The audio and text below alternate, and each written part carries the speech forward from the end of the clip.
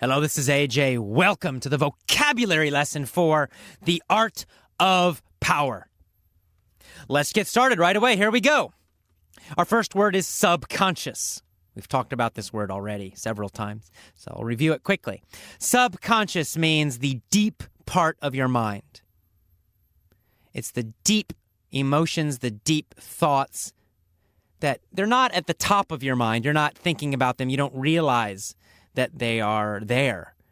They're deep down.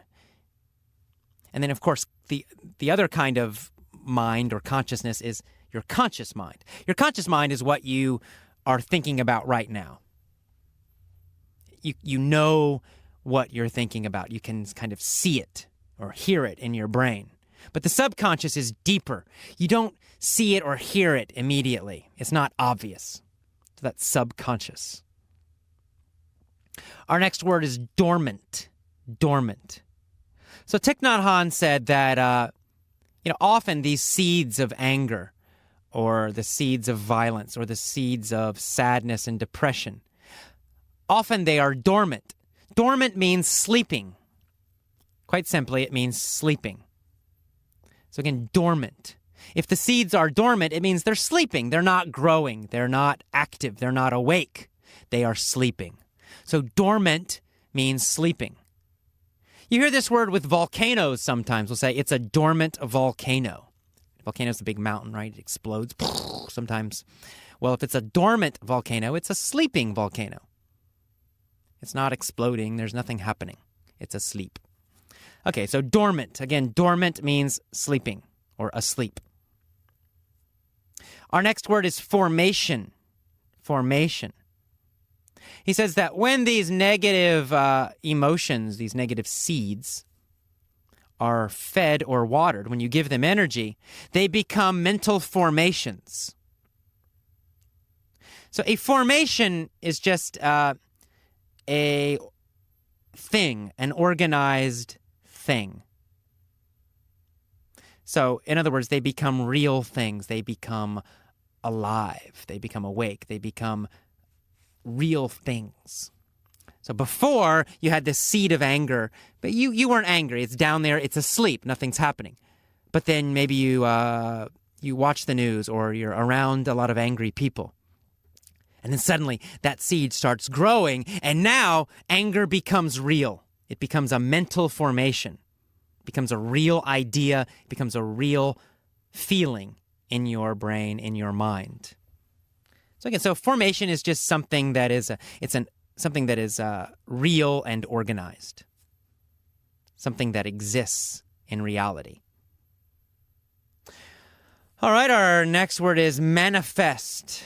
We've had this before. To manifest means to become real. Again, a very similar idea. So if you say anger manifests in your mind, it means it becomes real in your mind. It becomes alive. So here we're using manifest as a verb. It's the action. Formation was a noun. It's the actual thing. But to manifest means to become real. It's an action. It's a verb. All right, next is the word trigger, to trigger. I believe we have talked about this word before, so I'll review it quickly. To trigger, it says the environment can trigger the seeds of anger. The environment can trigger the seeds of depression or sadness.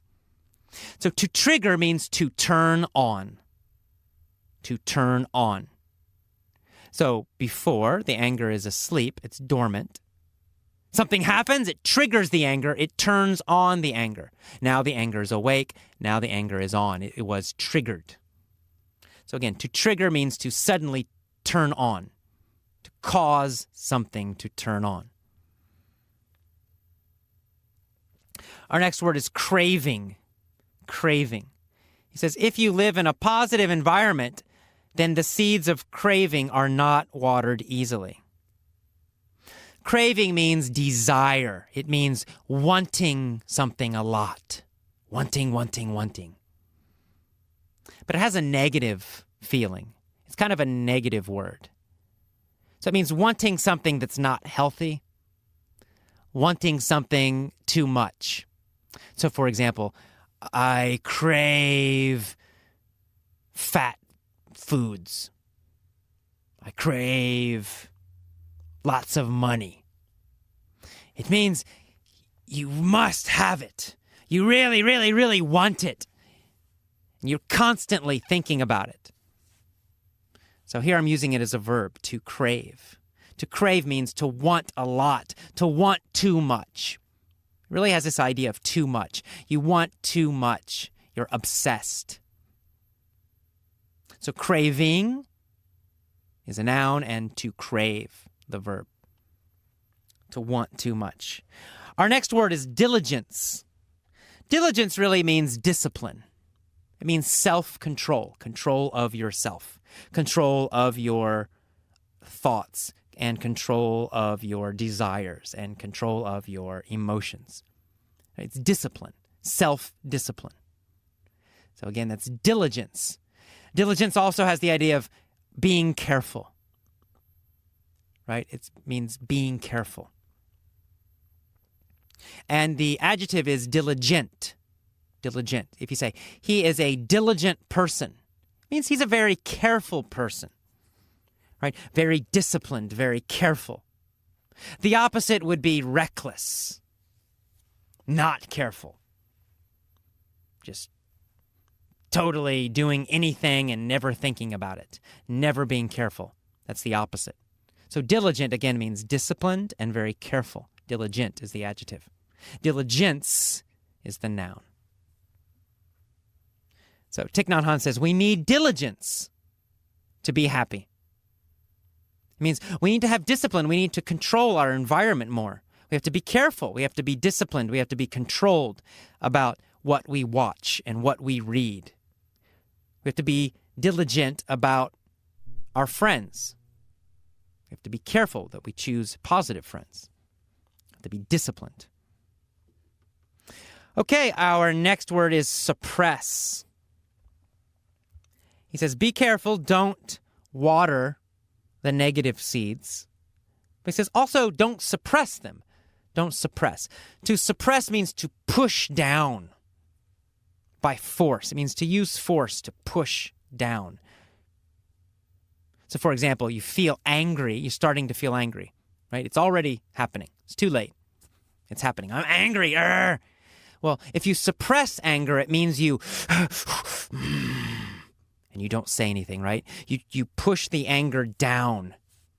You don't say anything. You don't do anything. You don't show your anger. You pretend. You are angry, but you pretend you're not. That's suppression is the noun. Suppression, or the verb is to suppress. You are suppressing your anger. You're pushing it down. You're pretending it's not there. You are angry, but you're pretending you're not. So that's not healthy. That's not good. So Thich Nhat Hanh is saying, don't suppress your anger. If it comes up, if it's too late, it already came up, well, then you have to be honest and be open. Yes, I'm angry. You don't push it down. You don't pretend you're not angry because you give yourself a heart attack. It's very unhealthy. But he's saying what you want to do is prevent the anger from happening. Stop it before it happens. So by feeding yourself a lot of positive thoughts, a lot of positive videos, a lot of positive books, a lot of positive people, the anger won't come up.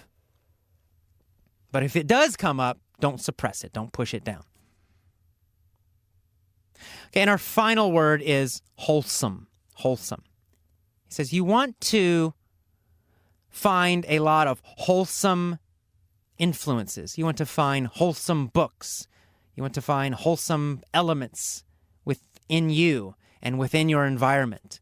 You want to be around wholesome people. Wholesome means good and healthy. Good and healthy. Wholesome. So again, wholesome means good and healthy. So for example, wholesome food. You should eat wholesome food. It means you should eat good and healthy food. Wholesome food. Or he's a very wholesome person. He's a very good and healthy person. Wholesome.